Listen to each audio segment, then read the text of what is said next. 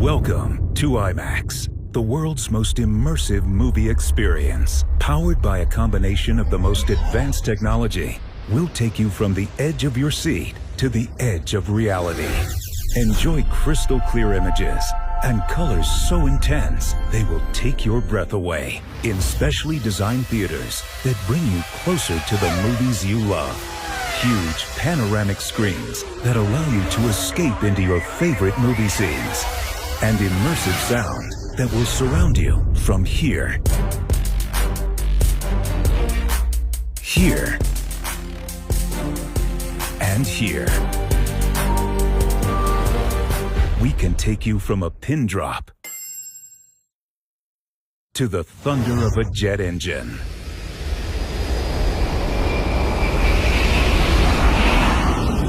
So, sit back and get ready to enjoy an unparalleled movie experience. IMAX. Never compromise.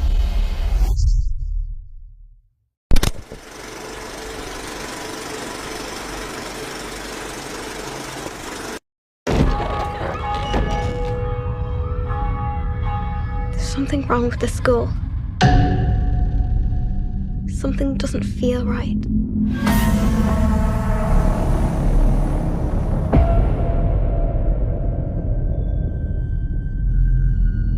Sophie, what happened? I think there's something here that's not meant to be.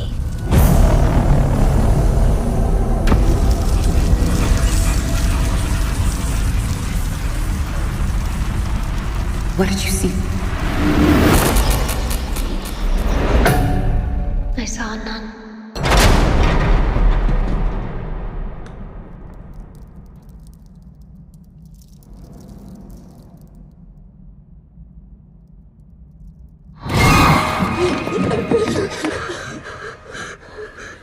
What did she do? She's standing there. This thing, it's come back for me. This demon was once an angel. Rejected by God. Stripped of power. It wants that power back.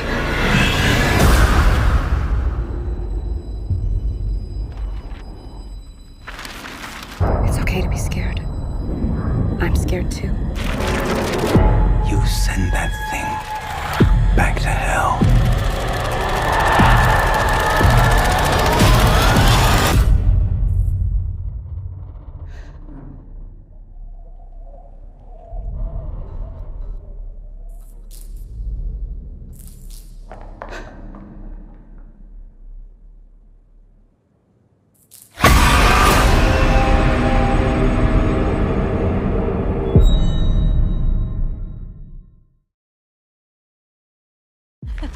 मैं pizza के 2 slices खाऊंगी।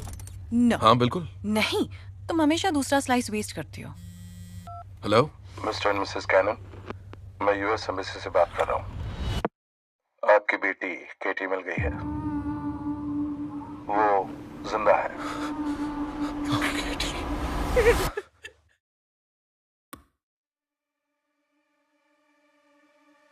आप जो अभी देखने वाले हैं उसके लिए आपको अपना दिल मजबूत करना होगा। अचानक हिलना मत। शोर मत मचाना। कैसी हो मेरी तितली? मॉम डैड आ गए। हम आ गए।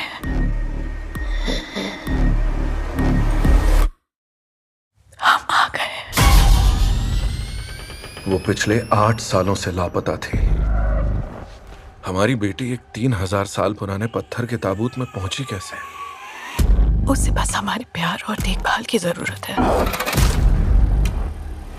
और कितने अगवा बच्चे मिले? 57। उनमें से कितने अब भी जिंदा हैं? केटी के साथ क्या हुआ? मुझे सच सच बताइए डैड। कुछ तो बोलो। कुछ तो बोलो। कुछ तो बोलो। कुछ तो बोलो। आमीन।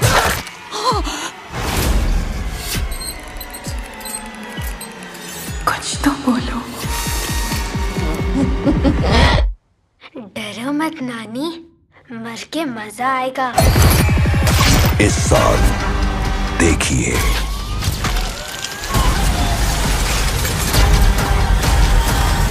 केटी के साथ क्या।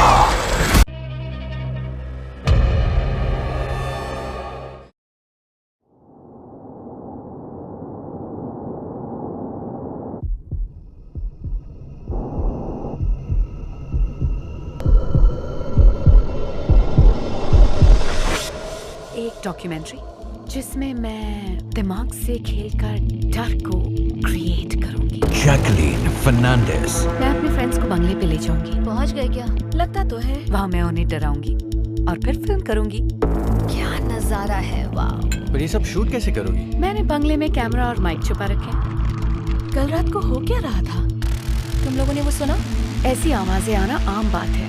4 लड़कियां। यहाँ कोई भूत होगा? मैं तुम्हारा रूम चेक करूं क्या? हाँ, आत्मा 1। यहाँ कोई है। और अब हम आत्माओं को बुलाने वाले हैं। ये सब टाइम पास के लिए है ना? और क्या? देखते क्या होता है। हेलो। बचने के chances 0। Victoria, it's okay. Not okay. यहाँ कोई है, मैं फील कर सकती हूँ। विक्टोरिया, ये सब सच नहीं है। ये सच है। यहाँ पर जरूर कोई है। जब तक हम साथ में हैं, हमें कुछ नहीं होगा। I promise.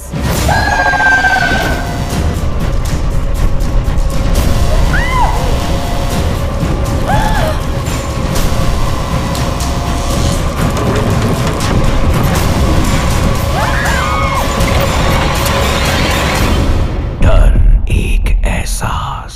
भाषा की जरूरत क्यों पड़ी? अपनी बात समझाने के लिए नहीं, झूठ बोलने के लिए। 400 বছরের পুরনো রাজা প্রতাপাদিত্যের গুপ্তধন, যে চাঁদ সদাগরের বংশধর সংকেত জানে সেই জন। পুরাণ আর ইতিহাস মিলে এক হয়ে যেখানে মনসামঙ্গল কাব্য আছে পথ চেয়ে। কি বলছেন সুবর্ণবাবু? এবার নতুন অ্যাডভেঞ্চার।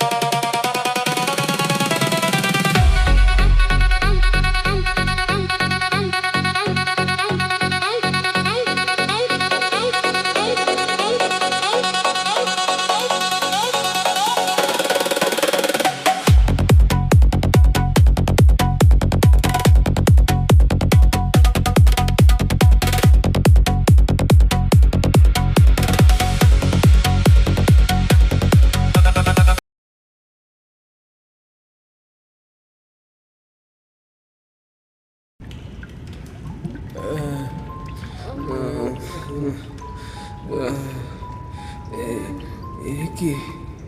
আপনারা সবাই কারা? আমরা তো তাই বলছি।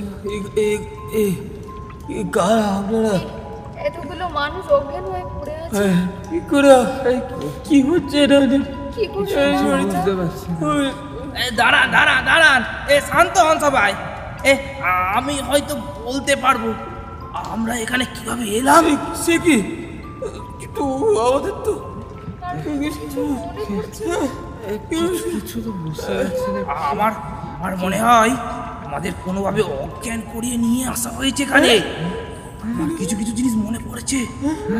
আমি বুঝতে পারছিলাম আমার মুখটা কিছু দিয়ে বাঁধা ছিল।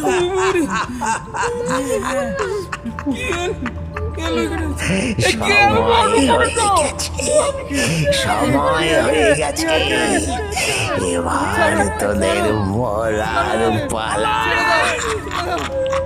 রক্ত স্নান শুরু হবে তো। আমাদের মেরে কি লাভ তোমার? আমরা তোমার কি ক্ষতি করেছি? ছেড়ে দাও।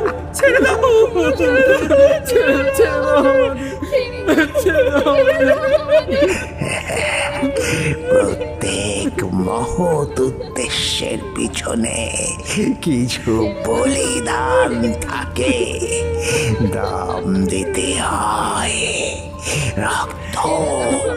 রক্ত চাই আমার, তোদের সবার রক্ত।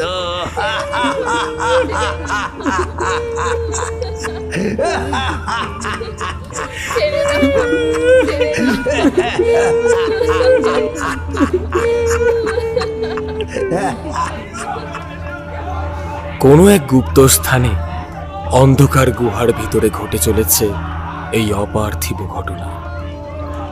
গুহার ভিতরে পড়ে থাকা একটা লম্বা কঞ্চি তুলে তার মধ্যে একটি লোক নিজের রুমাল বেঁধে দেশলাই দিয়ে জ্বালাতেই কিছুটা আলো ছড়িয়ে পড়ল চারিদিকে। সেই আলোতেই সবাই একে অপরকে দেখতে পাচ্ছে। সবার চোখ মুখ কেমন পানসে হয়ে গেছে।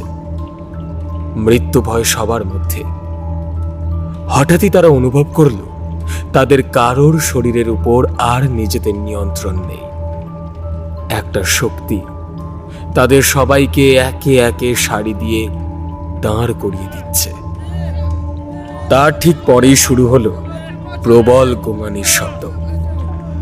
পাশে দাঁড়িয়ে থাকা মানুষগুলো দেখতে পাচ্ছে সারির প্রথমে দাঁড়িয়ে থাকা লোকটির ধর নিমেষের মধ্যে তার শরীর থেকে আলাদা হয়ে পড়ে গেল মাটিতে। বয়ে চলল রক্তের নদী। এক এক করে মুণ্ডচ্ছেদ হতে থাকল। থমথমে পরিবেশে মাটিতে বয়ে চলা রক্ত নদী নিজের লম্বা জিভ দিয়ে চেটে দিচ্ছে সামনে দাঁড়িয়ে থাকা এক ভয়ঙ্কর বিশ্রীরূপী অলৌকিক সত্তা। পেয়ে গেছি আমি, পেয়ে গেছি। এবার হবে আসল খেলা।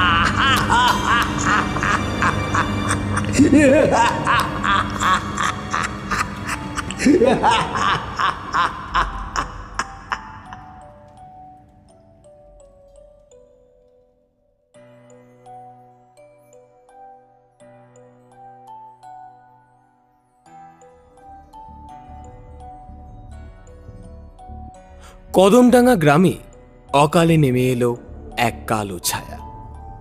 তীর্থ কি পারবে এই গ্রামকে বাঁচাতে? শুনতে থাকুন আমাদের আজকের নিবেদন, শয়তানের সাধক।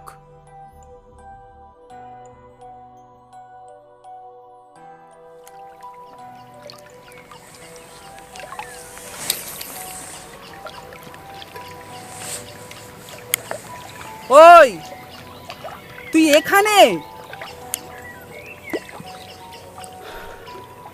কিরে আজকে ডাকলি না যে, চলে এলি? কি করব তোকে ডেকে? প্রতিদিন তো এক ঢোল এক কাঁসি শোনাবি, আমি আর তোকে বুঝিয়ে পারবো না। তুই যদি ওই সমস্ত কথাবার্তা বন্ধ রাখিস তাহলেই থাক এখানে, নয়তো যা। আরে এমন কেন করছিস ভাই? রাগ করিস না। আসলে কি করব তুই বল তো আমায়। তুই যদি আমার জায়গায় থাকতিস না তাহলে বুঝতিস কি রকম চাপে আছি আমি। হ্যাঁ থাক। তোর বোন ছোট বয়সে বড্ড পেকে গেছে, এখনো বিয়ের বয়স হয়নি ওর। আর তাছাড়াও এখন পড়াশোনা করছে, সেটাই করুক না। ক্ষমা দে ভাই, আমি তো বুঝিয়ে পারছি না। আর আমাকে ছাড়, মা বাবা পর্যন্ত সামলাতে পারছে না। ওহ দেখ, আমি আবারও বলছি, বিয়ের মতো একটা সম্পর্ককে আমি এগিয়ে নিয়ে যেতে পারবো না। আমার মধ্যে অনেক অনুভূতির ঘাটতি আছে, যেগুলো আমি তোকে বোঝাতে পারবো না। যেমন আমার মেয়েদের প্রতি তেমন কোনো আকর্ষণ কাজ করে না। এছাড়াও আরও অনেক কিছুই আছে, আর এই ব্যাপারগুলোর সাথে আমিও স্বাচ্ছন্দ্য বোধ করি। আচ্ছা আচ্ছা, শোন না, শোন আমার কথাটা শোন।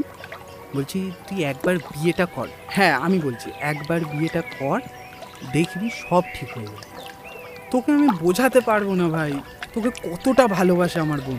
আর তোকে বিয়ে না করতে পারলে না আমার বোন পুরো পাগল হয়ে যাবে। হ্যাঁ হ্যাঁ, থাক থাক, আর কোনো কথা আমি শুনতে চাই না, হয়েছে অনেক।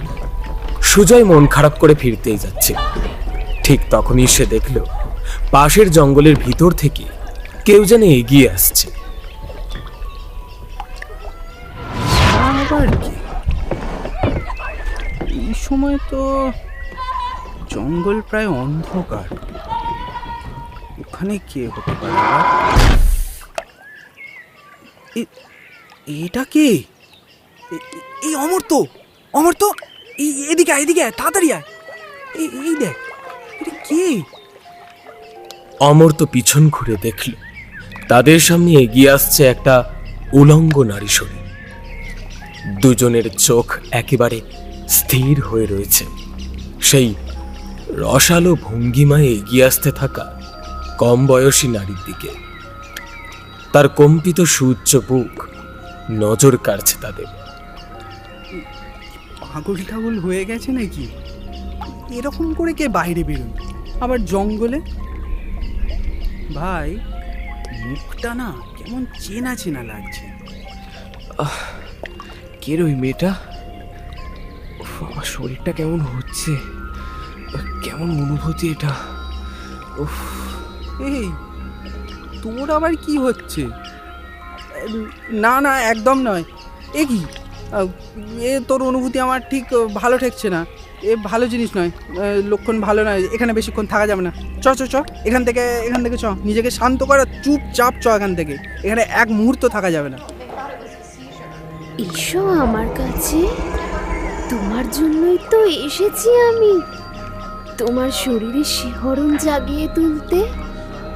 ও বাবা, এই চল চল, সুবিধার মনে হচ্ছে না আমার। চ এখান থেকে চ।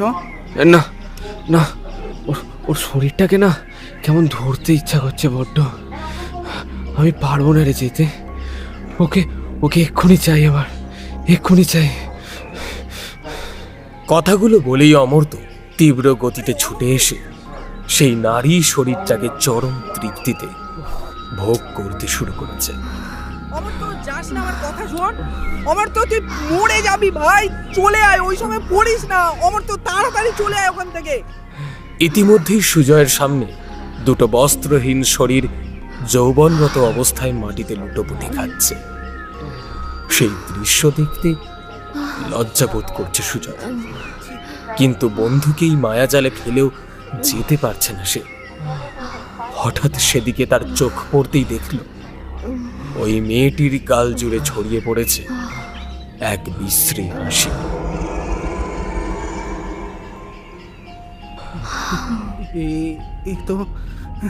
এ তো মানুষ নয়, এ পিশাচিনী।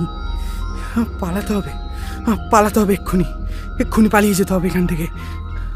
কোনোভাবে সুজয় পরিমরি করে পালাতে যাবে, কিছুটা এগোতেই সে দেখে ওই একই নারী শরীর তার একেবারে সামনে এসে দাঁড়িয়েছে।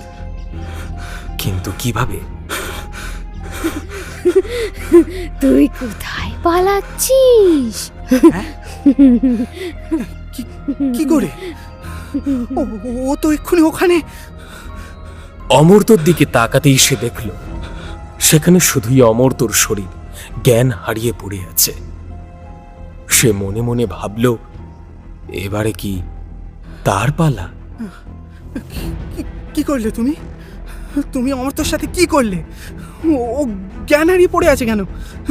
বলো, তুমি কে? তুমি কে? তুমি তো কোনো মানুষ নও। কে তুমি? কে তুমি? তোমার বন্ধু তো আর ঠিক হবে না, সে যে ওনার কাছে নিজেকে সমর্পণ করে দিয়েছে। আমি ওনারই দাস সুজয়, তোমাকেও তো সমর্পিত হতে হবে ওনার কাছে। কি কে কার কাছে? তুমি তুমি কি সব ভুলভাল বলছো? আমার প্রভুর কাছে।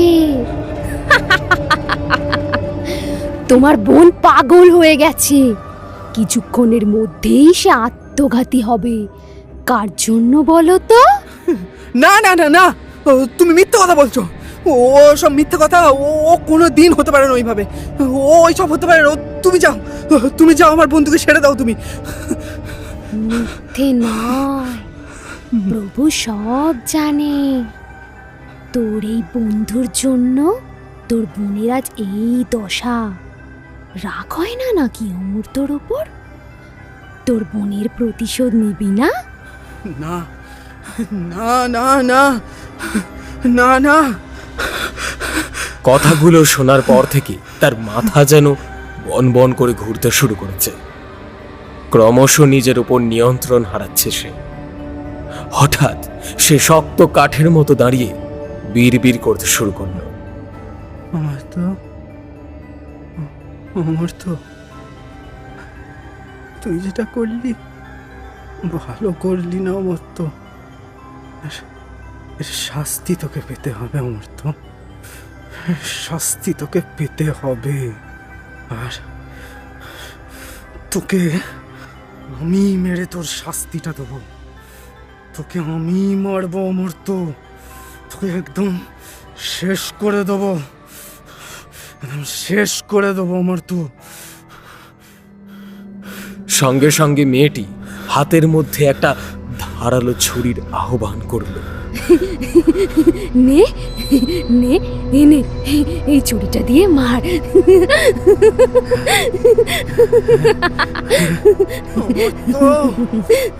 অমর্ত, তোকে মরতেই হবে অমর্ত, তোকে মরতেই হবে।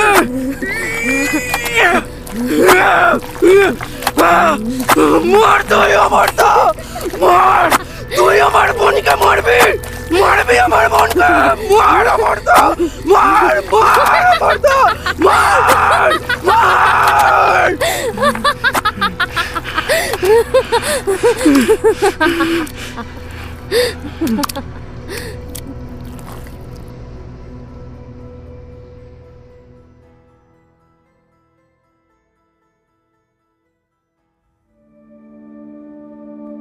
নববর্ষে ছুটির আমেজ নিয়ে সকাল সকাল তীর্থ বেরিয়ে পড়ল। গন্তব্য কদমডাঙ্গা গ্রাম। সেখানে তার মামার বাড়ি। অনেকগুলো বছর হলো যাওয়া হয়নি নিজের মামার বাড়িতে, তাই আজ একটু তাড়াতাড়ি বেরিয়ে পড়ল তীর্থ, হাতে একটু বেশি সময় নিয়ে। কারণ মামার বাড়ি গেলে নাকি সময় দ্রুত বেরিয়ে যায়। সময়ের আপেক্ষিকতা বোঝার এটা একটা দারুণ উদাহরণ হতে পারে। যাওয়ার সময় রাস্তার ধারের একটা দোকান থেকে কয়েকটা পকোড়া আর বেগুনি নিয়ে নিল সে। কিছুক্ষণ পরে সে তার মামার বাড়ি পৌঁছে যায়।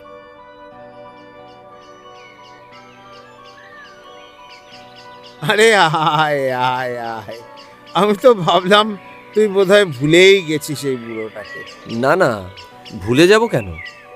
আসলে জানোই তো, আমি এক বিশেষ কাজে নিজেকে তৈরি করছিলাম, তাই আর আসতে পারিনি এদিকে। বাহ বাহ, বেশ। সত্যি শুরুতে তোর কথা মাঝে মাঝে অবিশ্বাস্য মনে হতো ঠিকই, কিন্তু সেদিন গ্রামে আসা ওই বিখ্যাত তান্ত্রিকের শক্তি প্রত্যক্ষ করার পর চেষ্টা করেও আর তোকে অবিশ্বাস করতে পারবো না। যাক, অবশেষে বুঝলে তুমি। কথাটা বলে তীর্থ তার মামা হরিপদ বাবুর দিকে খাবারের প্যাকেটটা এগিয়ে দিল। তার মামাও বেশ খুশি হন। আসলে অভাবের সংসার তো, তাই খাবারের দিক থেকেও খুব একটা বিলাসিতা করতে পারেন না। আচ্ছা, তুই যে এই বিশেষ শক্তি অর্জন করেছিস, আমাদের মতো সাধারণ মানুষ যদি সেসব অর্জন করতে চায় তাহলে ঠিক কত সময় লাগতে পারে? কেন মামা, এসব তো বিশ্বাস করতে না। এখন তাহলে তোমারও কি তান্ত্রিক হওয়ার ইচ্ছে হচ্ছে নাকি? বলা তো যায় না, মানুষের মনে কখন কি ভাব জন্মায়। আর যদি বিশেষ কিছু শক্তির অধিকারী হই তাহলে ক্ষতি কি? তুই বল না, মাঝে মাঝে খুব জানতে ইচ্ছে করে। শক্তি অর্জনের ক্ষেত্রে সময়ের ব্যাপারটা আসলে গুরুত্বের বিষয় নয়। যতটা সময়ে তুমি নিজেকে যোগ্য করে তুলতে পারবে, ঠিক তত সময়ের পরে তুমি শক্তি অর্জনও করতে পারবে। শক্তি কিন্তু তখনই পাওয়া যায় যখন সাধক যোগ্য হয়, আর কিছু সাধকের তো কয়েক জন্ম পর্যন্ত লেগে যায়। সত্যি কথা বলতে কি, শক্তি কেউ পায় না।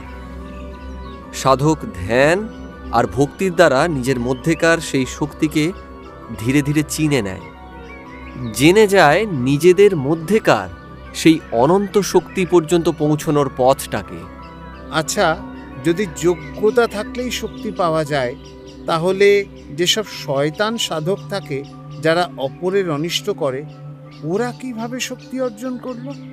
সেই সব সাধকেরা যখন শক্তি অর্জন করেছেন, আমি নিশ্চিত ওনারা শক্তি অর্জনের জন্যে যোগ্যতাও অর্জন করেছেন। ওনাদের মতিচ্ছন্নতাই এই দূর প্রবৃত্তির কারণ। অনেকে ভুলবশত এই শক্তি অর্জন করে শয়তানের মায়া থেকে বেরোতে পারেনি, আবার অনেকে খারাপ উদ্দেশ্য নিয়েই এই শক্তি অর্জন করেছেন। ভগবানের সাধক হোক বা শয়তান, কিছু ব্যক্তি শক্তি অর্জন করার পরেই তাদের মনে অহংকার আর লোভের সৃষ্টি হয়, যা থেকে তারা আরো অত্যধিক শক্তির জন্য পাগল হয়ে ওঠে। আচ্ছা, যোগ্যতা বলতে তুই কোন কোন গুণের কথা বলছিস? দৃঢ় সংকল্প, একাগ্রতা আর নিষ্ঠা, এই তিনটি গুণ তোমার মধ্যে থাকলে তুমিও যে কোনো শক্তি অর্জন করতে পারো। কিন্তু শুভ ও অশুভ শক্তি অর্জন করার পন্থা কিন্তু এক নয়। যদি পাওয়া শক্তি আজীবন ধরে রাখতে চাও, তাহলে চাই আত্মনিয়ন্ত্রণ। আত্মনিয়ন্ত্রণ ব্যতীত শক্তি সাধককে মতিচ্ছন্ন, উন্মাদ পাগলে পরিণত করে। বেশ খটোমটো ব্যাপার দেখছি। তা তো বটেই, তবে এসে থেকে তো এখনো দেখা পেলাম না তার। কোথায় সে? ও, সে তো পড়াশুনো করছে ঘরে। দাঁড়া ডাকি। সরস্বতী, মারে বাইরে আয়, দেখ কে এসেছে। কদমডাঙ্গা গ্রামের বিখ্যাত শিব মন্দিরের পূজারী এই হরিপদ চাটুর্যে। বয়স আন্দাজ 40-এর ঘরে। ওনার স্ত্রী বিয়োগ হয়েছে বেশ কয়েক বছর আগে। ওনার মেয়ের বয়সও এই 13 ছুঁই ছুঁই। সেই সময় গ্রামগঞ্জে মেয়েদের শিক্ষার কোনো প্রচলন ছিল না, কিন্তু তাও হরিপদ বাবু তাঁর মেয়েকে সংস্কৃতের শিক্ষা দিয়েছেন। নিজের বলতে ওই একটা মেয়ে থাকায় খুব ভালোবাসতেন মেয়েটাকে। কিছুক্ষণ আগে ওকেই ডাকল। ডাক শুনতে পেয়ে সরস্বতীও বেরিয়ে এলো ঘর থেকে। ও মা, তীর্থ দাদা, তুমি কতদিন পর এলে? সরস্বতী এগিয়ে এসে প্রণাম করতেই তীর্থ তাকে আশীর্বাদ করল। ভগবান তোর সাথে আছেন। সর্বদা ঈশ্বরের ভক্তিতে মনকে সমর্পণ করে জ্ঞান আর সত্যের পথে থাক। পরমেশ্বর তোর মঙ্গল করুক। কত বড় হয়ে গেছে বোনটি আমার। পড়াশোনা কেমন চলছে রে? খুব ভালো। এমন ভাবে রপ্ত করছি সবকিছু, খুব তাড়াতাড়ি সব শিখে ফেলবো। দেখেছিস তীর্থ, আমার মেয়ে শুধু নামই সরস্বতী নয়, কখনো কখনো মনে হয় যেন মা সরস্বতী আমার মেয়ে হয়ে জন্মেছেন।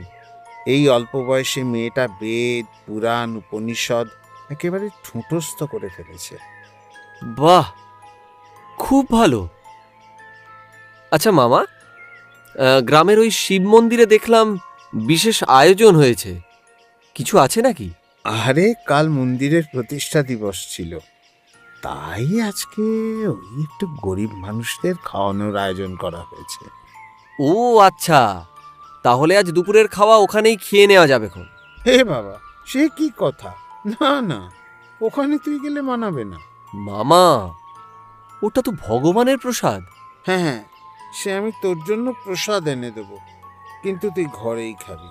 হরিপদবাবুর দারিদ্র্যের সংসার, তাই বেশি খরচাপাতি এড়াতেই তীর্থ কথাটা বলেছিল। দেখ বাবা, সামর্থ্য থাকলে তোকে আরো যত্নে রাখতে পারতাম, কিন্তু কি আর করবো বল। তবু আমার কি ইচ্ছা হয় না তোকে একটু ভালো মন্দ খাওয়াই। তীর্থ ওনার মনের এই তীব্র ইচ্ছেটাকে এড়াতে পারল না। মানুষটা যা করে, যা বলে, যেন হৃদয় থেকে। তীর্থ এতদিনে বেশ বড় মাপের তান্ত্রিক হয়ে উঠেছে, যার দ্বারা সে শুভ অশুভ লক্ষণ টের পায়। মামার বাড়িতে প্রবেশ করতেই সে বুঝতে পেরেছিল এই বাড়িতে ঈশ্বরের কৃপা দৃষ্টি আছে।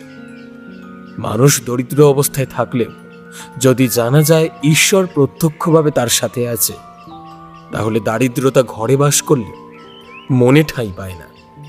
জানো তীর্থ দাদা, আমি আজ সমস্ত রান্না করেছি। বাহ, তুই রান্না করতেও শিখে গেছিস? আমার সরস্বতী মা সেই কবে থেকে বাড়ির গিন্নির সব কাজ নিজের এই লক্ষ্মীমন্ত হাতে সামলে আসছেন। না গো তীর্থ দাদা, বাবাই সব করেন। আমি বাবার হাতে হাতে একটু আধটু গোছকাজ করে দিই। দেখো, তোমার জন্য নারকেলের কুড়ো দিয়ে লাউয়ের ঘন্ট, আলু পটলের কষা আর ডাল করেছি। কতদিন এসব খাইনি। আরে দে দে, তাড়াতাড়ি দে, শুনেই জোর খিদে পেয়ে গেল। সরস্বতী ছেলে মানুষ, ও জানে না, কিন্তু আমি তো জানি এই আয়োজন অতি সাধারণ। তুই কিছু মনে করিস না বাবা। আহা, এমন করছো যেন তোমার বাড়িতে নতুন অতিথি আমি। নিজের লোকের সাথে এরকম কেউ করে? আমার বোন ভালোবেসে এত কিছু বানিয়েছে, এতেই আমি অনেক খুশি হয়েছি। দেখি কি করেছিস, দেখি তোরে।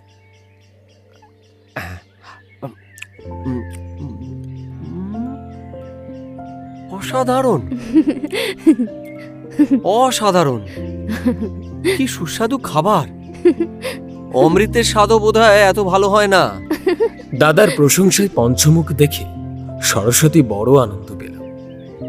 এতক্ষণে তীর্থ অনুভব করেছে মানুষ হলেও তার বোনের মধ্যে কিছু অদ্ভুত শক্তি আছে, কিন্তু সেই শক্তিটা যে কেমন তা সে এখনো বুঝে উঠতে পারেনি ঠিক করে।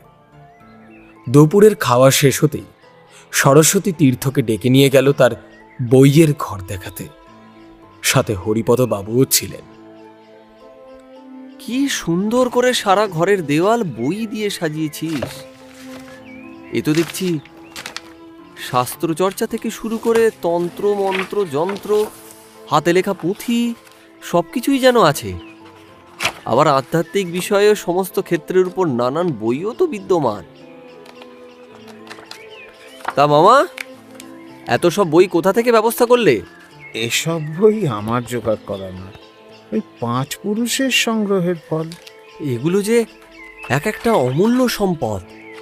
কথাটা শুনে হরিপদ বাবুর চোখে নিজের পূর্বপুরুষের জন্য একটা গভীর শ্রদ্ধা ভেসে উঠল।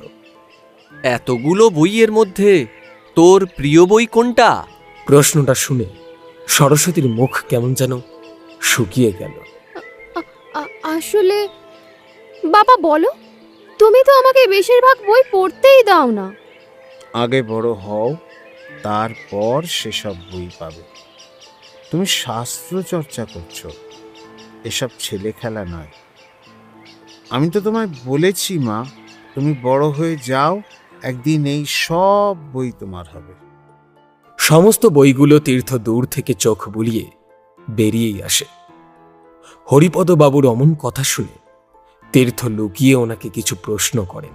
আচ্ছা, তুমি সরস্বতীকে ওই গোটা কয়েক বই ছাড়া আর বেশিরভাগ বই পড়তে দাও না কেন? বাবা, ওসব উচ্চ শক্তি লাভের বই কি নেই সেসব বইতে? আমার পূর্বপুরুষের মধ্যে কয়েকজন উচ্চ শক্তিতে সিদ্ধি লাভ করেছিল ঠিকই, কিন্তু আমি কখনো হতে যাইনি বাবা। ওসব অতি প্রাকৃতিক শক্তি আমার বিশ্বাসেই ছিল না কখনো। তারপর ধীরে ধীরে জানলাম উচ্চ জ্ঞানের জন্য দৃঢ় ব্যক্তিত্বের অধিকারী হতে হয়, যার তুলনায় সরস্বতী অনেকটাই ছোট। তীর্থ ওনার মনের ভয়টা বুঝতে পেরে আর বেশি কথা বাড়ালো না। পরদিন সকালে নিজের আসল গন্তব্যে পৌঁছানোর জন্য প্রস্তুত হয়ে নিল। আরো 2 দিন থেকে যেতে পারতিস। না মামা, গুরুদেবের আদেশ যে অমান্য করতে পারি না আমি। পাশের গ্রামেই অবস্থিত এক পুরনো মন্দিরে আমায় যজ্ঞ সম্পন্ন করতে হবে। এক বিশেষ কাজে গুরুদেব আমায় নিযুক্ত করেছেন, সেই দায়িত্ব আমায় পালন করতে হবে। সুযোগ পেয়েছি বলেই আসতে পারলাম। এরপর আবার কবে যে দেখা পাবো কোনো ঠিক নেই। আমারও যে মন কেমন করছে যেতে। আর কি বা বলতে পারি আমি? সাবধানে সমস্ত কাজ সম্পন্ন করে চলে আয় আবার বাবা। জানি না নিয়তি আবার কবে এখানে নিয়ে আসবে। ঈশ্বর চাইলে আবার অবশ্যই আসব। সরস্বতী, তুই তোর শাস্ত্র চর্চা আরো মন দিয়ে কর। মামা তোর উপর খুবই গর্বিত। মামার খেয়াল রাখিস। নিশ্চয়ই। সাবধানে যাও তীর্থ দাদা। আর হ্যাঁ, খুব শীঘ্রই দেখা হবে। বিদায় নেওয়ার সময় তীর্থর চোখে জল এলো। সে অনুভূতিপ্রবণ হয়ে পড়ল ঠিকই, কিন্তু প্রকাশ করতে পারল না। কিছুক্ষণ পরেই সে মামার বাড়ি থেকে প্রস্থান করল। পাশের গ্রামে সেই পুরনো মন্দিরে ধ্যান যজ্ঞ করতে করতে বেশ কিছুদিন কেটে গেল।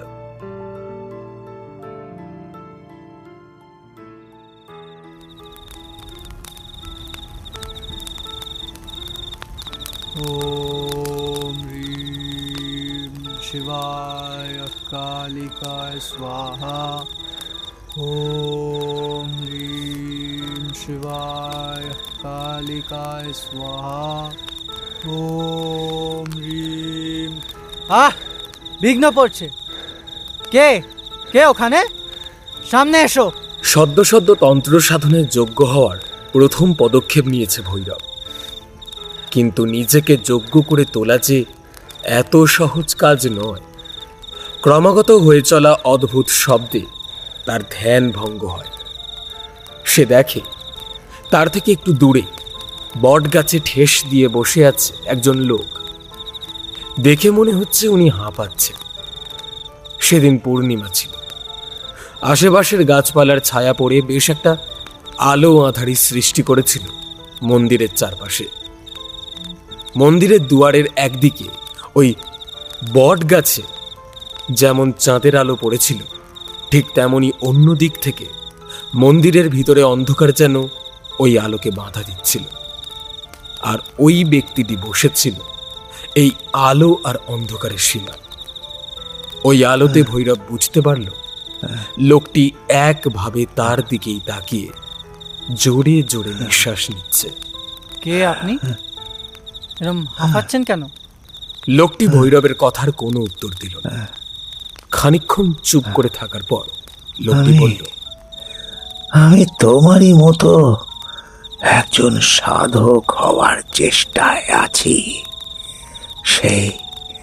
সেই সুদূর পথ থেকে হেঁটে পাড়ি দিয়ে এসেছি এই স্থানে, তাই একটু কষ্ট হচ্ছে। সুদূর পথ থেকে হেঁটে বলতে কোথা থেকে? যে জায়গার কোনো অন্ত নেই, নিজের বাড়ি থেকে। মানে কি বলছেন আপনি? বুঝতে পারছো না তো? পৃথিবী, আমাদের পৃথিবী, যতবারই ঘুরে আসি না কেন সেই এক জায়গায় এসে শেষ হয়।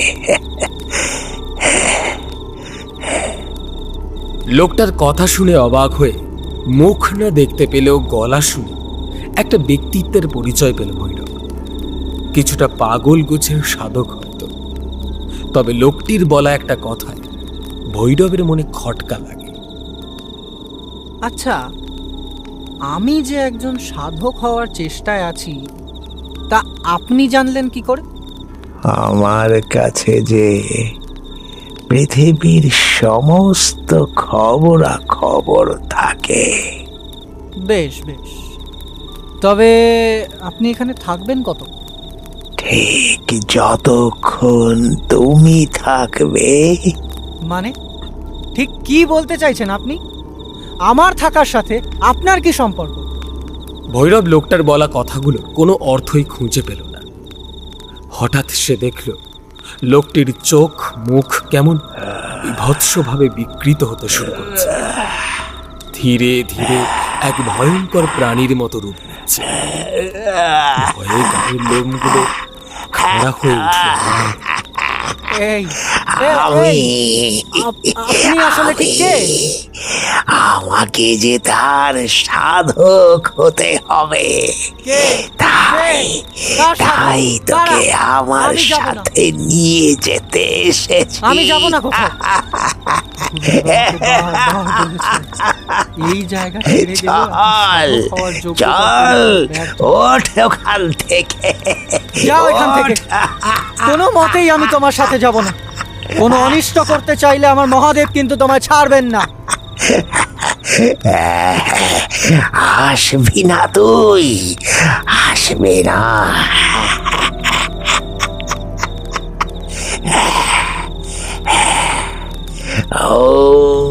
ভৈরব দেখছে ওই ভয়ঙ্কর রূপ নিজের দুটো হাত দুদিকে ছড়িয়ে এক অজানা মন্ত্র পড়তে পড়তে সমস্ত শক্তি একত্রিত করছে।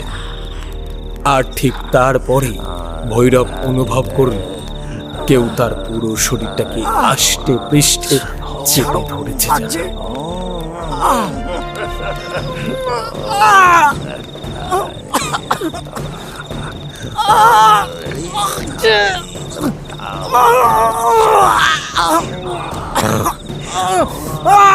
লাগছে।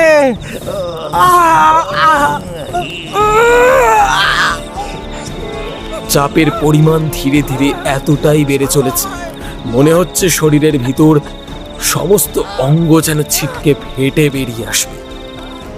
নিজের ওপর কোনো নিয়ন্ত্রণ রইল না ভৈরব। তার চোখ মুখ নাক থেকে গড়িয়ে পড়ছে রক্ত। ধীরে ধীরে তার চোখের সামনেটা অন্ধকারে মিশে যেতে শুরু করেছে, আর চারিদিকে ভেসে চলেছে শুধু একটা পৈশাচিক হাসি।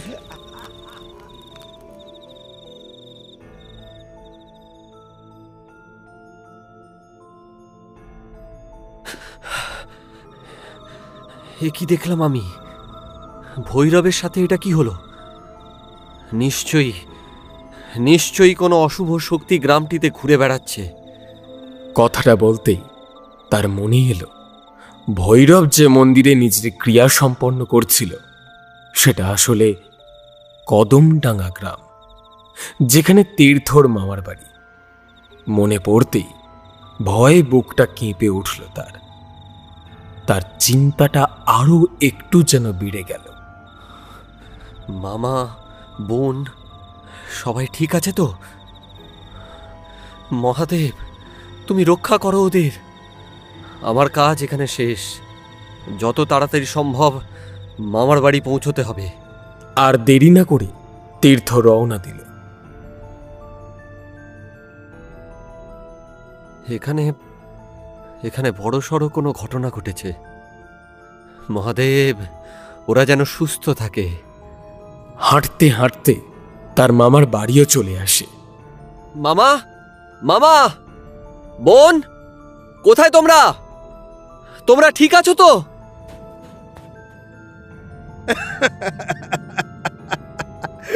ওরে তীর্থ রে, আমার সর্বনাশ হয়ে গেছে রে।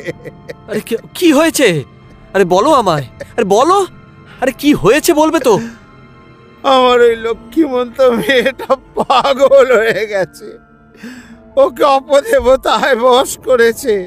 রাত দিন ঠাকুরের কাছে প্রার্থনা করছি মেয়েটা যেন সুস্থ হয়ে যায়, কিন্তু সে আর হচ্ছে না রে। গ্রামে একের পর এক মানুষ মরছে, নিখোঁজ হচ্ছে, প্রায় অর্ধেকের বেশি লোক মরে গেছে, আর এই সব সরস্বতী করছে। কি? কতদিন হলো এসব? প্রায় 1 মাস হয়ে গেল। তীর্থ বাবা, তুই তো এখন অসীম শক্তির অধিকারী বাবা, মেয়েটাকে বাঁচাতে পারবি না বাবা? কিছু একটা কর তীর্থ, নইলে সবাই মরবো আমরা। মেয়েটার জ্বালায় গ্রামের লোকে অতিষ্ঠ হয়ে আছে। মাঝে মাঝে গ্রামের লোকেরা বলছে আমাদের গ্রাম ছাড়া করবে। তারপর মেয়েটার ভয়, আর বেশি কিছু বলে না, যদি কোনো অনিষ্ট করে দেয়। আচ্ছা ঠিক আছে, আরে ঠিক আছে, তুমি শান্ত হও। তুমি শান্ত হয়ে আমাকে প্রথম থেকে হওয়া সমস্ত ঘটনাটা খুলে বলো। হ্যাঁ বলছি। যেদিন বিকেল থেকে ঘটতে শুরু করলো সেই মারণ ক্রিয়া, রাতে মোড়ল মশাইকে সব জানিয়েছিলাম, কিন্তু পরের দিন জমিদার বাড়ির এক কাজের লোকের থেকে যখন জানলাম। কি হয়েছিল সেদিন?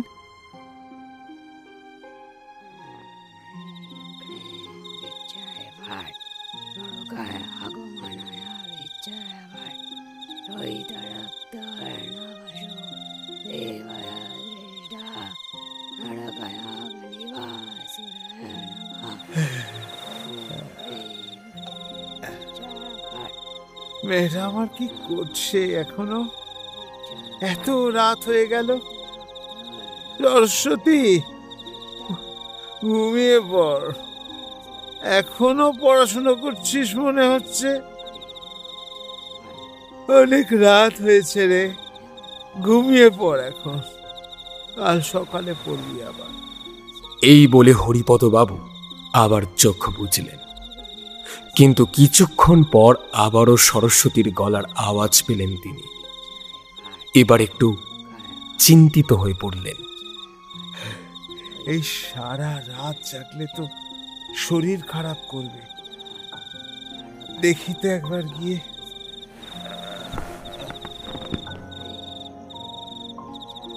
সরস্বতী, শুনতে পাচ্ছিস?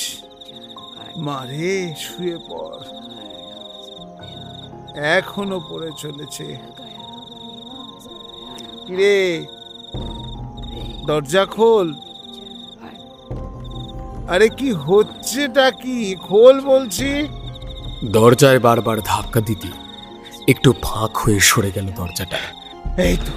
আর সেই ফাঁক থেকে হরিপদবাবু যা দেখলেন তা ওনার বিশ্বাসের বাইরে। সরস্বতীর এই রূপ দেখার জন্য তিনি কোনোদিনই প্রস্তুত ছিলেন না। আটকে উঠলেন তিনি দেখতে পাচ্ছেন সরস্বতী উলঙ্গ অবস্থায় এক বৃত্তাকার চক্রের মধ্যে বসে চারিদিকে কেমন আঁকিবুকি কেটে অনবরত মন্ত্র পড়ে চলেছে। সামনে সাজানো রয়েছে অসংখ্য ছোট ছোট কালো রঙের পুতুল, সাথে আরো অদ্ভুত সব জিনিসপত্র। তার খোলা চুল মেঝেতে ছড়িয়ে পড়ছে, মাঝে মাঝে কেঁপে উঠছে তার শরীরটা। তোরে কি অবস্থা? কি করছিস তুই? এসব করিস না, আমার কথাটা একবার শোন। সরস্বতী। বাবার কোনো কথাই সরস্বতীর কান অবধি পৌঁছচ্ছে না, কারণ তার আত্মা এখন সেখানে উপস্থিত না, শুধু আছে তার শরীর। কিন্তু কিছুক্ষণ পর সে তার বন্ধ চোখটা খুলতেই প্রচন্ড ভয়ে দুপা পিছিয়ে গেলেন হরিপদ বাবু। সরস্বতীর চোখ দুটোর মধ্যে কোনো কালো বিন্দু, সাদা আলোর ছটা বেরিয়ে আসছে তার চোখ থেকে। এবার কি করতে হবে? হে ভগবান, হে মহাদেব, আমার মেয়েটাকে বাঁচান। এ কি অনাথ সৃষ্টিকাণ্ড! ভগবানের নাম শুনতে সরস্বতীর রূপের আরো এক বীভৎস পরিবর্তন ঘটল। কিন্তু এবারের রূপ আরো ভয়ঙ্কর হয়ে উঠেছে। নিজের ঘাটটা ধীরে ধীরে ঘুরিয়ে তার বাবার দিকে তাকালো সে। চোখগুলো সাদা থেকে ক্রমশ লাল হয়ে উঠছে। কি বললি তুই? কার নাম নিলি? অনেক বড় ভুল করে ফেললি কিন্তু। তার সামনে ওই নাম, এর চরম শাস্তি পাবি তুই। তবে এখন নয়, তোকে বিশেষভাবে শাস্তি দেওয়া হবে, তবেই উনি সন্তুষ্ট হবে। এবারেই শুরু হবে আসল কাজ। কি হলো আমার মেয়েটা? কোন দেবতার ভর করলো আমার মেয়েটাকে?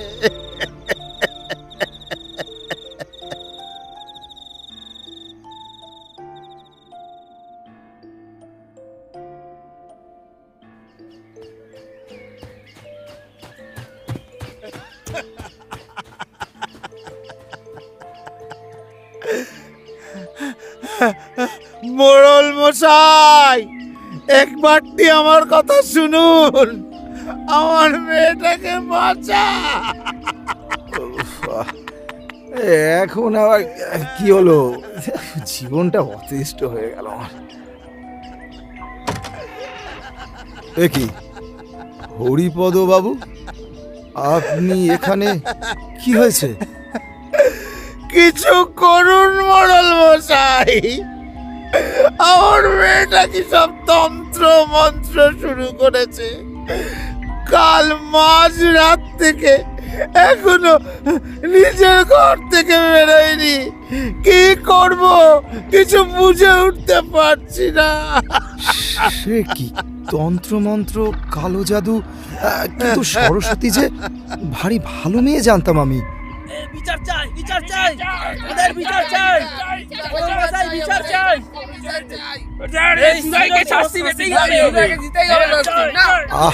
থামো থামো থামো তোমরা, এত শোরগোল কিসের? কি কি কি হয়েছে? অমর তোকে মেরে দিয়েছে। কে খুন করেছে? ওই তো সুজয়। থামো তোমরা। সুজয়? সে কোথায় এখন? ওকে বেঁধে রাখা হয়েছে পুকুর পাড়ে। ওখানে অমর তো মৃতদেহ পড়ে আছে। কি অবস্থা করেছে ছেলেটা?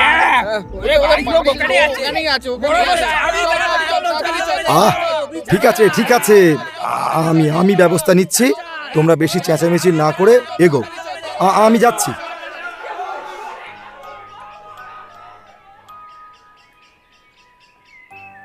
হরিপদবাবু, আমার মনে হয় এটা ওই কালো জাদুর প্রভাব। কারণ অমর্ত্য আর সুজয় একে অপরের ভীষণ ভালো বন্ধু ছিল। হঠাৎ করে সুজয় পাগল হয়ে যাবে, এই বিষয়টা বড় অস্বাভাবিক লাগছে না? আমি কিছু বুঝতে পারছি না মোড়ল মশাই, ওকে থামান। তাই যদি হয় তাহলে যেইভাবে পুরো গ্রাম শেষ হয়ে যাবে। কাঁদবেন না কাঁদবেন না, কিছু একটা উপায় আমায় বের করতেই হবে। তার আগে আমাকে প্রথমে সরলাকে সাবধান করতে হবে। এই বলে উনি বাড়ির ভিতরে আসতেই সামনে ওনার বৌঠানকে দেখতে পান। আরে এই তো বৌঠান, শোনো না, বলছি গ্রামে অদ্ভুত কিছু ঘটনা ঘটছে, সাবধানে থেকো কিন্তু। এখন অচেনা কারোর সাথে এখন কথা বলো না, বুঝলে? হো মা, সে কি? এই জন্যই এত শোরগোল শুনতে পাচ্ছিলাম বাইরে। আসল ব্যাপারটা কি হয়েছে? এখন বলার সময় নেই বৌঠান, আমাকে এখন বের হতে হবে, এসে সবটা খুলে বলবো। আচ্ছা ঠিক আছে। সরলা কোথায় গো? ঘরেই তো গেল এক্ষুনি। আচ্ছা ঠিক আছে, ওকেও কথাটা জানিয়ে আসি। কি গো, শোনো না, আরে কোথায় গেলে? মোড়ল মশাই দেখলেন তার স্ত্রী সরলা জানালার পাশে বাইরের দিকে তাকিয়ে চুপ করে দাঁড়িয়ে আছে। ও এই তো, একটা কথা শোনো মন দিয়ে, কদিন অচেনা কারোর সাথে কথা বলো না, বুঝলে? কথাগুলো শুনে কোনো সাড়া দিল না সরলা। কি গো, শুনতে পেলে সরলা? এতক্ষণে সরলা মোড়ল মশাইয়ের দিকে ঘুরে তাকালো। কেমন যেন শুকনো লাগছে তাকে। কি হয়েছে তোমার? শরীর খারাপ নাকি? এমন দেখাচ্ছে কেন তোমায়? হেমাঙ্গিনীর সাথে খুব পীড়িত হয়েছে, তাই না? মানে? এতক্ষণ কি করছিলে ওর সাথে? দেখলাম তো। আশ্চর্য! কি করেছি? তোমাকে যে কথাটা বললাম একটু আগে, সেটাই বলেছি বউটানকে। তুমি কি শুনতে পাওনি কথাগুলো? এখন সাধু সাজা হচ্ছে? আমি কি বুঝি না কিছু? লুকিয়ে লুকিয়ে রাতে উঠে খেতে যাও তুমি, নাকি ওর সাথে রাত কাটাতে যাও, শরীরের চাহিদা মেটাতে যাও? কেন, আমাকে আর ভালো লাগছে না বুঝি? সরলা, কি বাজে কথা বলছো তুমি! বউঠান শুনলে কি ভাববে? কি বলবে? কিছু বলতে এলে মুখ বন্ধ করে দেব আমি। তোমার লজ্জা করে না নোংরামি করতে? তোমার মুখে কেমন কথা শুনছি আমি? এটা তুমি নও, তুমি স্বাভাবিক নেই। আর তার মানে তোমার সাথেও? আমার সাথে এমন কাজ করার শাস্তি তোমায় পেতেই হবে। না না না না না, শান্ত হও সরলা। তোমাকে বশ করা হয়েছে সরলা, এরকম করো না। ছাড়ো ছাড়ো, ছাড়বো না, ছাড়বো না তোকে, ছাড়বো না, ছাড়বো না।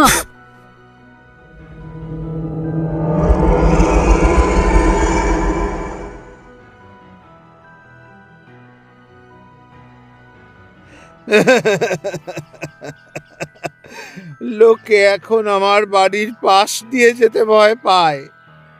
ভগবানকে রাত দিন ডাকছি মেয়েটা যাতে সুস্থ হয়ে যায়, কিন্তু সেসব বিফলে যাচ্ছে। জানি না এ আমার কোন জন্মের পাপ। মামা মামা মামা শান্ত হও, মামা শান্ত হও, শান্ত হও মামা। তুমি যদি এই সময় ভেঙে পড়ো তাহলে সরস্বতীকে সামলাবে কে? সরস্বতীর কাছে নিয়ে চলো আমায়। হরিপদ বাবু তীর্থকে নিয়ে এগিয়ে যান ওনার মেয়ের ঘরের দিকে। দরজাটা হাট করে খুলে দেয় তীর্থ। সে দেখে সরস্বতীর উলঙ্গ শরীর এক মোটা চাদর দিয়ে জড়ানো আছে। তাকে দেখে সে মনে মনে ভাবল, সরস্বতীকে 1 মাস আগে যেমন অল্প বয়সী দেখেছিল, আজ তাকে সেই সরস্বতী মনে হচ্ছে না। এই কদিনে তার গড়নের বিশেষ পরিবর্তন ঘটেছে। কিশোরী থেকে আজ প্রাপ্তবয়স্কা লাগছে তাকে। তার সামনে ছড়িয়ে ছিটিয়ে আছে ছোপ ছোপ লাল রং। অসংখ্য ছোট ছোট পুতুলগুলো লাল সুতো দিয়ে পেঁচানো, এবং তাদের মধ্যে গোঁজা রয়েছে একটি করে পেরেক। মুখে এক অদ্ভুত শব্দ করতে করতে শরীরটাকে ক্রমাগত দোলাচ্ছে সে। কিছুক্ষণ পরই ওর চোখ পড়ল তীর্থর উপর। তীর্থকে দেখি বন্য হিংস্র জন্তুর মতো আচরণ করতে লাগলো সে।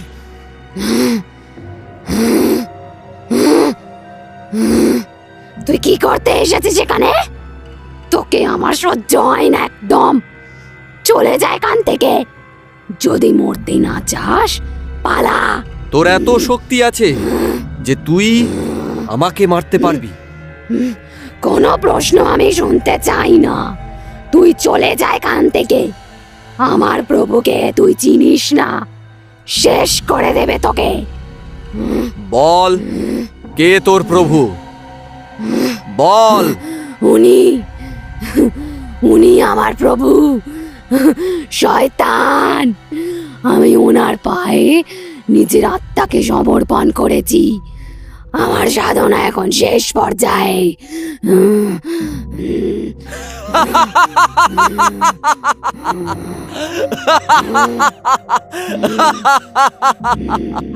আর আমি মহাদেবের সাধক, ত্রিলোক যার হাতের মুঠোয়, যার কাছে হার মানতে সবাই বাধ্য। দেখি কিভাবে তুই নিজের কাজ সম্পূর্ণ করতে পারিস। সরস্বতী তীর্থের কথার কোনো গুরুত্ব না দিয়ে আবার নিজের কাছে। কেন হলো ওর সাথে ওরকম? কিভাবে সব শিখলো? আচ্ছা আচ্ছা, একবার সরস্বতীর বইয়ের ঘরটায় চলো তো। আমার মনে হয় ওখানেই সমস্ত রহস্য লুকিয়ে আছে। সেদিন তীর্থ ওপর থেকে বইগুলোর চোখ বুলিয়ে নিয়েছিল, কিন্তু আজ সেই সমস্ত বই একেবারে খুঁটিয়ে দেখবে। না, এটা নয়, না না না, এটাও নয়, এটা এটা এটা ওটা ওটা ওটা কি? বইটার কোনো আবরণ নেই কেন? দেখি তো। মামা, কি হলো? কিছু পেলি? মামা দেখো, এ কোনো সাধারণ পুঁথি নয়, এতে শয়তানের সাধন ক্রিয়া লেখা। কিন্তু এই বই ও কোথা থেকে পেল? যাতে খুব সহজে চোখে না পড়ে তাই এই আবরণটাকে ছিঁড়ে নেওয়া হয়েছে। কিন্তু সরস্বতী এই সমস্ত কাজ কিভাবে করতে পারলো? এই যে মানে হঠাৎ একটা দৃশ্য চোখের সামনে ভেসে উঠল তার। কিছু একটা ভেবে নিয়ে তীর্থ একটা সিদ্ধান্তে উপনীত হলো। কিন্তু কি এমন দৃশ্য মনে এলো তীর্থর? মামা, সরস্বতী নিজের নিয়ন্ত্রণে নেই। ও নিজের কুণ্ডলিনী শক্তিকে আয়ত্তে রাখতে পারেনি, সম্পূর্ণটাই হারিয়ে ফেলেছে। এক কালো শক্তি ওকে নিয়ন্ত্রণ করে রেখেছে। ওই শক্তির প্রভাবে সরস্বতী শারীরিকভাবেও কষ্ট পাচ্ছে। ও বহুদিন আগে থেকেই লুকিয়ে সাধনা করে এই অশুভ শক্তি অর্জন করেছে। কুণ্ডলিনী শক্তি? হ্যাঁ, শ্রীকৃষ্ণের চক্র কিংবা মহাদেবের ত্রিশূল আসলে তাদের কুণ্ডলিনী শক্তির ব্যক্ত রূপ। এবার বুঝতে পারছো এই কুণ্ডলিনী শক্তি কত শক্তিশালী? ওর পুঁথি পাঠ করে প্রাপ্ত সমস্ত শুভ শক্তি ও হারিয়েছে। কোনো উপায় কি আছে? হ্যাঁ, উপায় আছে, আর আমি সেই উপায় জানি। যজ্ঞ করে পুজো করতে হবে। তবে এই পুজোর পর দেবী শক্তি বজ্রাঘাতের দ্বারা আমার আর সরস্বতী দুজনেরই সমস্ত শক্তি কেড়ে নেবে। উপরন্তু সরস্বতী তার প্রাপ্ত করা শুভ শক্তিও আর ফেরত পাবে না। তোর শক্তি চলে যাবে? সরস্বতীকে আর এই গ্রামকে বাঁচাতে শেষ পর্যন্ত এতদিনের সাধনা সব শেষ হয়ে যাবে? এ কেমন ধর্ম সংকটে পড়লাম! হায় রে! আমি তোমায় এই ধর্ম সংকট থেকে মুক্তি দেব। এই পুজো না করলে যে আমার বোন সুস্থ হবে না, আর এই গ্রামের বাকি জীবিত মানুষদেরও প্রাণ হারাতে হবে। তা কিভাবে হতে দিই আমি? এ যে স্বয়ং মহাদেবের ইচ্ছা। মামা, তুমি একটা কাজ করো, যত তাড়াতাড়ি সম্ভব পুরো গ্রামে খবরটা ছড়িয়ে দাও। ক্রিয়া শুরু করতে হবে তাড়াতাড়ি। ক্রিয়ার সামগ্রী জোগাড় করতে যত বেশি লোক সাহায্য করতে পারবে তত তাড়াতাড়ি হবে সবকিছু। মুহূর্তেই পুরো গ্রামে মুখে মুখে খবর ছড়িয়ে পড়ল। জমিদার বাড়ি থেকে জমিদারের আত্মীয়রা এসে ক্রিয়ার জোগাড় যন্ত্রের সহযোগিতা করতে লাগলেন। গ্রামবাসীরাও হাতে হাতে কাজ এগিয়ে দিলেন। পরের দিন অমাবস্যা। অমাবস্যা পড়তেই ক্রিয়া শুরু হবে। ক্রিয়া স্থায়ী হবে অমাবস্যা তিথির শেষ পর্যন্ত। ক্রিয়া চলাকালীন শুরু থেকে শেষ পর্যন্ত নিরন্তর আমাকে একটা মন্ত্রের জপ করে যেতে হবে, থামলে চলবে না। সরস্বতীর ঠিক সামনে আমি বসব। আমাদের অবস্থান হবে দুটো শক্তিচক্রের মধ্যে। এই শক্তিচক্র দুটির সংযোগে থাকবে যজ্ঞকুণ্ড। অমাবস্যা তিথির শেষে যখন ক্রিয়া সমাপ্ত হবে তখন আকাশ থেকে দেবীর বজ্রাঘাত নেমে আসবে যজ্ঞকুণ্ডের উপর, আর সেই বজ্রাঘাত কেড়ে নেবে আমার আর সরস্বতীর সমস্ত বিশেষ শক্তি। কিন্তু ক্রিয়া শুরুর আগেই যদি সরস্বতী তোর কোনো ক্ষতি করে দেয়? পারবে না। আমি যখন ওর সামনে দাঁড়িয়েছিলাম, পারলে তখনই ও আমার ক্ষতি করতে পারত, কিন্তু ও পারেনি। কারণ মহাদেবের রক্ষা কবচ আছে আমার সাথে, আমায় ও ছুঁতেও পারবে না। কথা মতো পরের দিন ভোর রাতে ক্রিয়া শুরু হলো। সরস্বতী তখন গভীরভাবে নিজের সাধনায় মগ্ন। ক্রিয়া শুরু হওয়ার কিছুক্ষণের মধ্যেই সরস্বতী জ্ঞান হারান। কিন্তু কিছুক্ষণ পরেই সে দেখল সরস্বতীর অচেতন শরীর শূন্যে ভেসে উঠেছে, আর চারিদিক থেকে ভেসে আসছে এক নতুন পৈশাচিক কণ্ঠস্বর।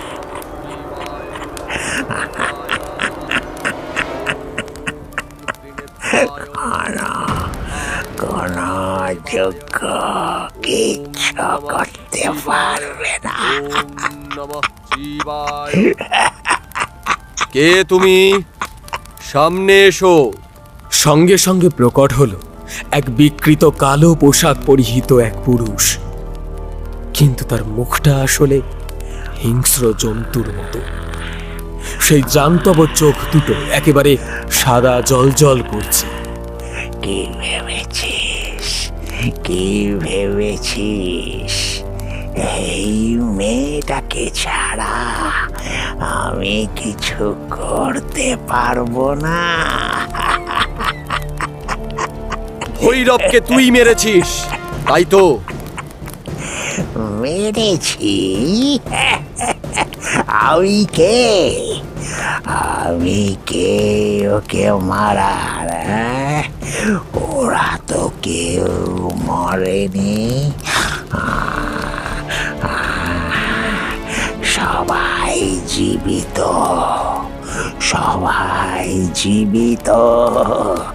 শয়তানের দাস হয়ে। সরস্বতীকে কেন তুরুপের তাস বানিয়েছিলি? প্রভু চেয়েছিল তাই।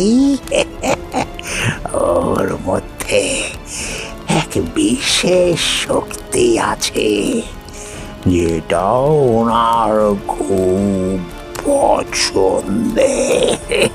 সরস্বতী এসব কিভাবে শিখলো? আমি নিশ্চিত ওই বই তুই ওকে দিয়েছিলি, কিন্তু কিভাবে? এই উত্তর দিতে গেলে তো পুরনো স্মৃতির পাতা খুঁড়তে হবে, যা আমার শরীরে এখনো আগুন ধরায়। হ্যাঁ, ওই বই আমি দিয়েছিলাম ওকে সেদিন শিবরাত্রির দিন, যখন ও মন্দিরে জমিদারের বলা শিব কথা শুনতে এসেছিল। সেদিনই ওকে আমি এই বই দিয়েছিলাম। আমি জানতাম ওর এক অদম্য ইচ্ছে আছে পুঁথি পাঠ করে শক্তি অর্জন করার। আর এই সুযোগটাকেই কাজে লাগিয়েছিলাম আমি।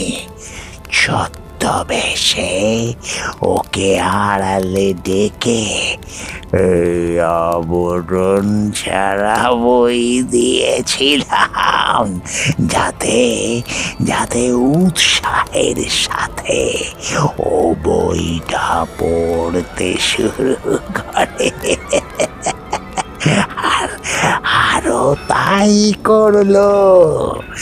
এই বই যেই পড়বে সে আর বেরোতে পারবে না শয়তানের মায়া থেকে।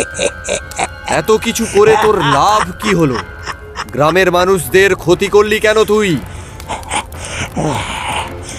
আমি যে ওনার পুজো করার জন্য তৎপর ছিলাম, ওনার প্রিয় পাত্র হতে চেয়েছিলাম আমি। আর ওনার প্রিয় হতে গেলে আমাকে ওনার পন্থা অনুযায়ী কাজ করতে হবে। তাই সরস্বতীর মাধ্যমে গ্রামবাসীদের আত্মায় ষড়রিপুর মাত্রা চরমতম পর্যায়ে নিয়ে যাওয়ার কাজ আমি করেছিলাম। তারপর থেকে গ্রামবাসীরা একে অপরকে মারতে শুরু করে। তবে আমার লক্ষ্য ছিল একমাত্র ইন্দ্রপ্রতাপ। ইন্দ্রপ্রতাপ মানে এই গ্রামের জমিদার?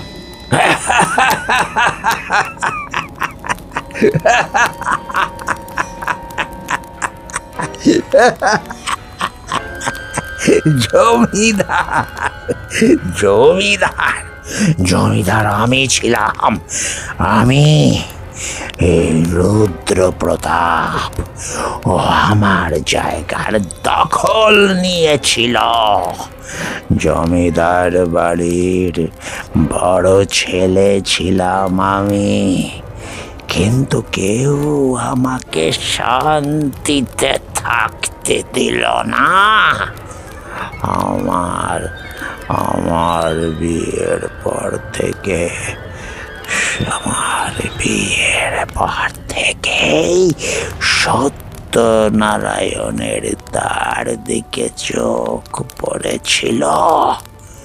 তখন ওর বিয়ে হয়নি। প্রথমে বিষয়টা আমি গুরুত্ব দেইনি, কিন্তু একদিন দেখলাম বাড়ির বাগানের ধারে স্নান পুকুরে স্নান করছিল হেমাঙ্গিনী।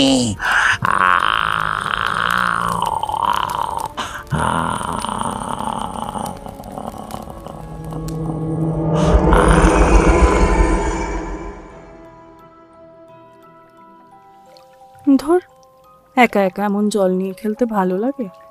কেন বৌঠান, আর কাউকে লাগবে? হে কি ঠাকুরপো, তুমি এই সময় এখানে কেন? কেন আসতে পারি না? না, আসলে আমার স্নানের সময় তো এখানে আসা বারণ, তাই আর কি। তা তুমি একটা বিয়ে করো না ঠাকুরপো, আমি একটা সাথী পেয়ে যাব। বিয়ে করার কি দরকার?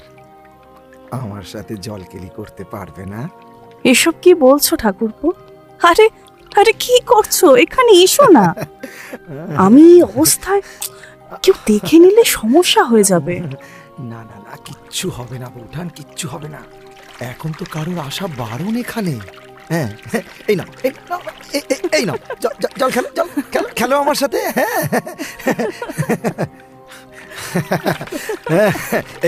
এই ধরো।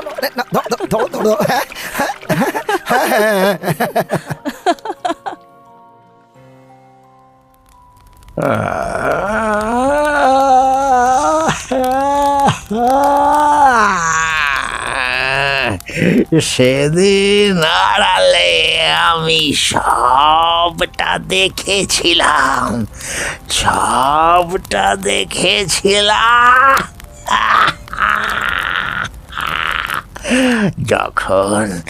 যখন ওদের হাতে নাতে ধরতে যাই, তখন ওরা দুজনেই সমস্ত বিষয়টাই অস্বীকার করে। দিনের পর দিন এই সব দৃশ্য আমি সহ্য করতে পারছিলাম না, যার জন্য গ্রামের জমিদার হওয়ার দায়িত্ব আমি ঠিক করে পালন করতে পারিনি। গ্রামের সমস্ত লোক আমাকে দোষারোপ করতে থাকলো।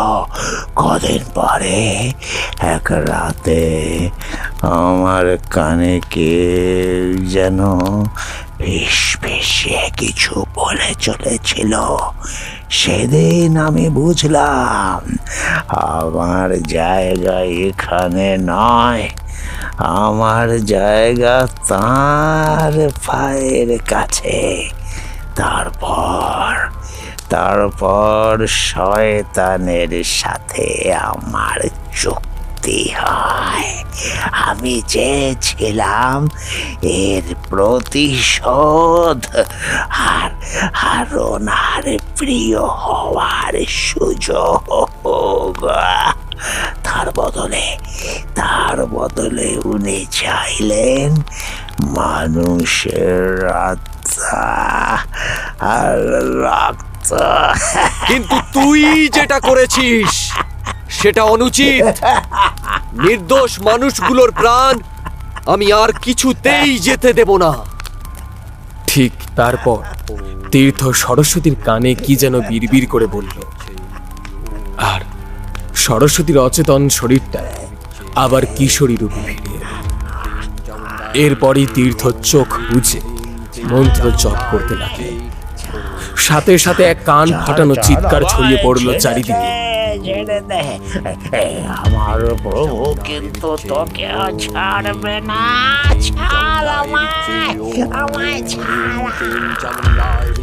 নানান সাধনায় যেসব ভয়ঙ্কর দৃশ্যগুলো দেখেছিল সেসব এক এক করে তীর্থের সাথে পুনরায় ঘটতে লাগলো।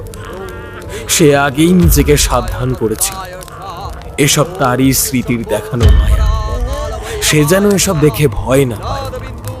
তার মনে হচ্ছিল চারিদিকে যেন প্রেত মূর্তি সব উন্মাদের মতন নাচছে, গলার কাছে চেপে আসছে, তার নিঃশ্বাস যেন বন্ধ হয়ে আসছে।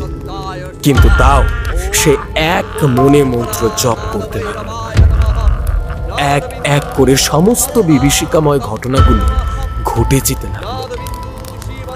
অন্তিম মুহূর্তে মনে হলো যজ্ঞকুণ্ডের অগ্নি যেন বেরিয়ে এসে উপস্থিত মানুষগুলোকে পুড়িয়ে ছারখার করে দিল। একবার মনে হলো সেখানের চারপাশে যেন অগ্নি বলয় সৃষ্টি হয়েছে। সে মানুষ চোখে দেখতে পেল যজ্ঞকুণ্ডের উপর ঘন কালো হয়ে মেঘ চলেছে।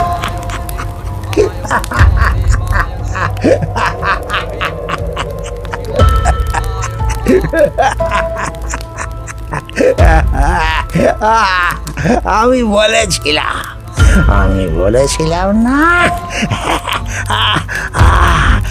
কিচ্ছু করতে পারবি না তুই আমার। এই মেয়েকে না নিয়েই আমি আমার সমস্ত কাজ সম্পন্ন করব, ফিরব আবার। ধীরে ধীরে নিকষ কালো অন্ধকারে চারিদিক ঢেকে গেল, আর তার মধ্যে চোখ ধাঁধিয়ে হলো এক বজ্রাঘাত। মুহূর্তেই উপস্থিত সবাই জ্ঞান হারালো। কিছুক্ষণ পর একে একে জ্ঞান ফিরল সবার। তীর্থ তীর্থ কি হলো? সরস্বতী সরস্বতী ঠিক আছিস তো মা? কি হয়েছিল এখানে? হ্যাঁ মামা, ও একদম সুস্থ। যেমনটা বলেছিলাম ঠিক তেমনটাই হয়েছে। শুধু ওই পিশাচটা হাত থেকে বেরিয়ে গেল। তবে এই গ্রামে ও আর আসবে না। আমি মন্ত্র বলে কবচ বানিয়ে দিয়েছি। তোকে যে কি বলে ধন্যবাদ জানাবো আমি জানি না বাবা। তোর এই উপকার এই জীবনে শোধ করতে পারবো না বাবা, এই জীবনে শোধ করতে পারবো না। এটা আমার কর্তব্য মামা। কি হয়েছিল এখানে তোমরা বলো না আমাকে। এখন তোর বিশ্রামের প্রয়োজন, সময় হলে সব জানানো হবে। পরের দিন তীর্থ বিদায় নিয়ে বাড়িতে ফিরছিল।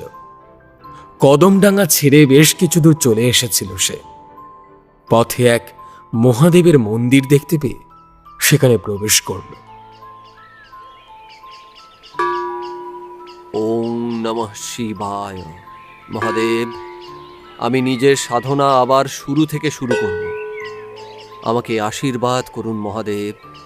ওম নমঃ শিবায়। সেই সময় তার পিছনে একজন ব্রাহ্মণ এসে উপস্থিত হলেন। তীর্থ তাঁর দিকে তাকাতেই ওর মনে হলো এই ব্রাহ্মণের মুখে কেমন যেন একটা দিব্য ছাপ আছে। কি হে পুত্র, শিবের কাছে আশীর্বাদ চাইছ? নিশ্চয়ই আশীর্বাদ করবেন, নিশ্চয়ই করবেন। সেই ব্রাহ্মণকে প্রণাম করে তীর্থ বলে, তাই যেন হয়। তোমার আত্মবলিদানে উনি প্রসন্ন হয়েছেন বাবা। খুব শীঘ্রই শিবের কাছ থেকে উপহার পাবে তুমি। মানে আপনি কি করে জানলেন? সময় হলে বুঝতে পারবে। এখন আসি। বাম ভোলে। তীর্থ ওই ব্রাহ্মণের কথা শুনে অবাক হয়ে গেল। ব্রাহ্মণ লোকটি বেরিয়ে যাওয়ার সময় সে যা দেখল, গায়ের সমস্ত লোমকূপ খাড়া হয়ে উঠল তার। সে দেখল ওই ব্রাহ্মণের অবয়বে ভগবান শিব এগিয়ে যাচ্ছে। মাথায় জটা, গলায় বাসুকি না, হাতে ত্রিশূল, গায়ে বাঘছাল। তীর্থ মাথা ঠুকে প্রণাম করল। এ কি অপূর্ব দৃশ্য! আমার জীবন ধন্য হলো মহাদেব, আমার জীবন ধন্য হলো। ওং নমঃ শিবায়, ওং নমঃ শিবায়। ধীরে ধীরে সেই অবয়ব মিলিয়ে গেল। হঠাৎ তীর্থের চোখটা খুলে গেল। চমকে উঠল সে। চোখ খুলতেই দেখল সে এখনো মহাদেবের মূর্তির সামনেই বসে আছে। আশেপাশে কেউ কোথাও নেই। তাহলে এসব কি স্বপ্ন ছিল? কিন্তু তারপরেই তীর্থ আবার তার হারিয়ে ফেলা শক্তিগুলোকে অনুভব করতে পারছিল। কেমন অনুভূতি!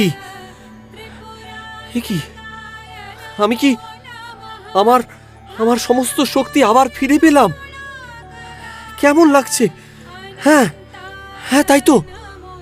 সে তার দিব্য দৃষ্টি দিয়ে আবার সমস্ত কিছু দেখতে পাচ্ছে। তার মানে ওটা কোনো স্বপ্ন ছিল না। আমি সত্যিই আমার শক্তিগুলো ফিরে পেয়েছি। ও, শত কোটি প্রণাম, শত কোটি প্রণাম আপনাকে মহাদেব। জয় মহাদেবের, জয় জয় মহাদেবের, জয়।